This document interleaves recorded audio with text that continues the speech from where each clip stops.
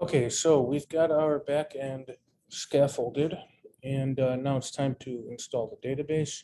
We are going to be using Postgres here, and because we're using Docker, I'm going to bring it in as a service in the Docker compose file.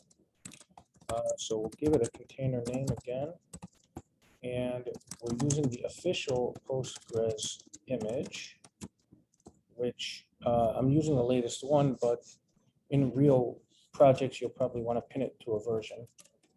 And we want to make sure that we don't lose our database if the container should be removed. So we're going to connect it to some persistent storage here. And I'm going to connect it to a volume that I haven't created yet. I'm going to go ahead and name it now. I'm just naming it DB data. You could name this whatever you want.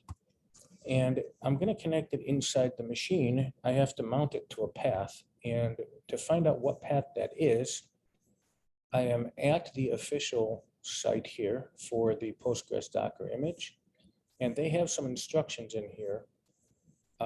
They talk about this PG data here, where the default is var lib PostgreSQL data. So that's where I'm going to mount this, var lib PostgreSQL data. And while we're developing, we're going to need access to the ports 5432, 5432. Those are the Postgres ports.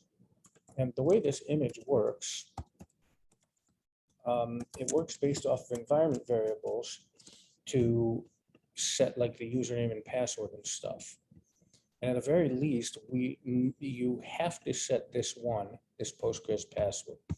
So I would come in here and do something like Postgres password, and then you would set the password. The problem now is that if we commit this file to the repository, then everyone can see what our password is. And we definitely don't want that. So what I'm going to do instead is put this in an environment variable. So I'm going to call this dbpass.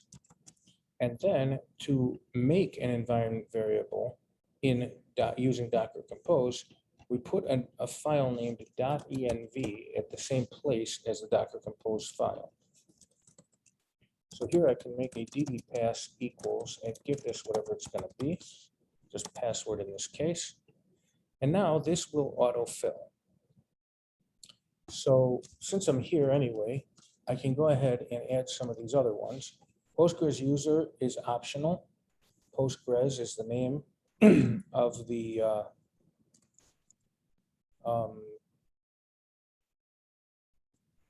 user. The default user is named Postgres. And we're not going to change it here, but I'm going to show you anyway, just in case. So this would be db user. And that means that in our env file, we need that. So db user is going to be Postgres. And if we want to change the name of the default database, which I do, this is going to become to-dos. And as we can see from the instructions here, the default database that is created when it's first started is named Postgres DB. So in here, we're going to do that. We're going to say Postgres DB is going to be DB. And this is to-dos. And finally, let's define the port. It's 5432. That way, it could be changed when we go to production if we have to. So we're going to have DB port is DB port. And because these are hard-coded, and we no longer need them to be hard-coded, make this a little bit future-proofed. That should get us there. Okay, so this defines a new service for our Postgres database. Now, we do need also to actually initialize our database, and they discuss that in here too. So they say here, if you run a script and mount it, if you create a script at init user db.sh and you mount it at this Docker entry point, then it will run on startup. So let's go ahead and do that. So basically, I need to mount a volume here, and it's going to land there inside the container. So locally, I need to create something. So we'll say ./db/init user db.sh. And this file does not exist yet.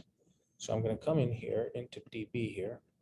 I'm going to make a new file, and we're going to make an init user db.sh. And what goes in here, they helpfully gave us. So we can grab this, copy it, and paste it in. Now, we don't actually need any of this, and the database is already created for us because of that other option, but we do need to create a table. So here I'm going to create table to-dos, and it's going to have an ID, serial primary key. It's going to have a task, varchar 255, and it's going to have done is Boolean, default is false. I'll put a semicolon on the end. That should be good. So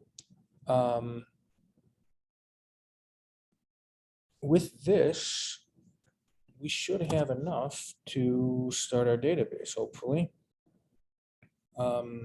One note though, this file is get ignored because we don't want this in our, this needs to be get ignored. Nobody needs to see this.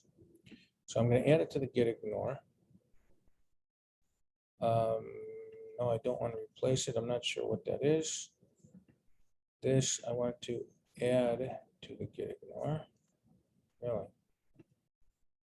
Oh, I'm in get ignore for some reason here. Yes, I want to replace it. That is what I wanted. I guess. Close everything. Let's try that again. Okay, so now that this is gone though, anyone who checks out the repository, including us, will not know what needs to go in there. So I'm going to copy this file and I'm going to make another one and I'm going to call it .skel, like skeleton. Here I'm just going to explain what everything is. This is database users password. This is database user.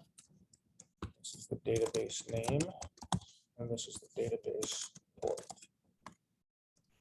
And we're going to need some of these later anyway. Now this file can be git committed because there's no secrets in it, right? Okay, so let's see if this will run now. So if I look at docker ps-a, we got nothing running. So let's start it up. Docker compose up-d.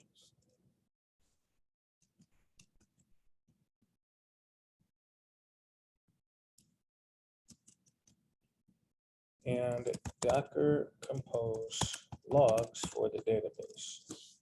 And what we see here is permission denied. And we got permission denied because this file was not executable.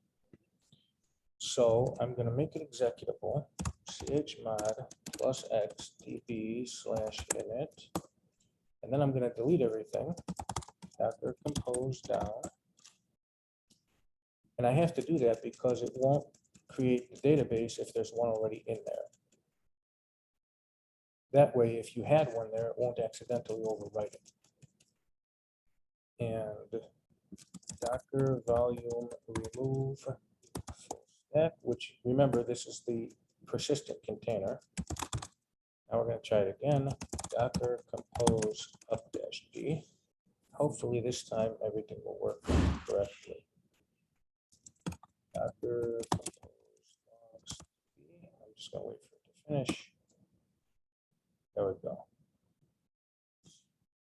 Okay. Create table ran successfully. So that means everything should be running.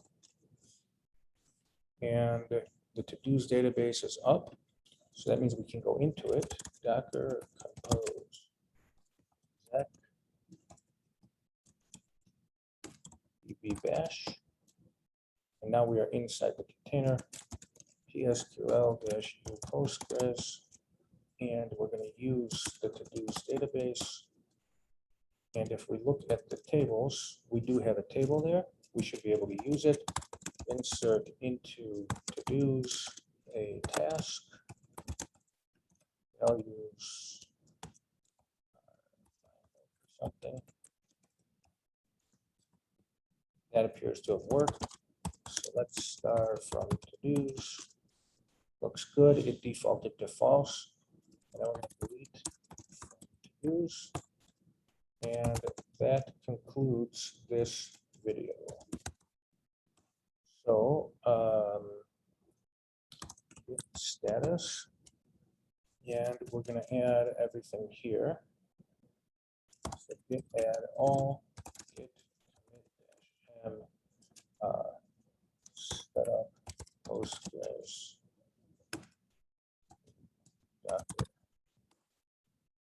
Okay, thank you, and I will see you in the next one.